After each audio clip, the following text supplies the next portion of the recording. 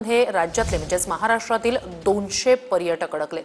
या पर्यटकांमध्ये 50 जण मुंबईचे असल्याची माहिती आहे। यमुनोत्री इथे मुसळधार पावसामुळे हे यात्रेकरू अडकलेले आहेत। अतिवृष्टीमुळे उत्तराखंडमध्ये रेड अलर्ट देण्यात आलेला आहे।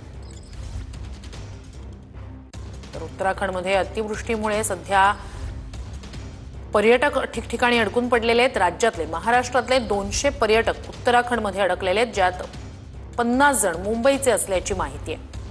तर यमुनोत्री इथे मुसळधार पाऊस सुरू आहे, त्यामुळे हे यात्रेकरू अडकून पडलेले आहेत।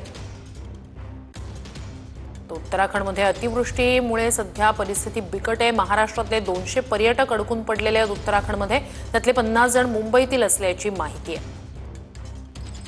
तर सध्या सुरू असलेल्या चारधाम यात्रेला सुद्धा मुसळधार पावसाचा फटका बसतोय। उत्तराखंडमध्ये राज्यातले महाराष्ट्रातले 200 पर्यटक अडकलेले आहेत।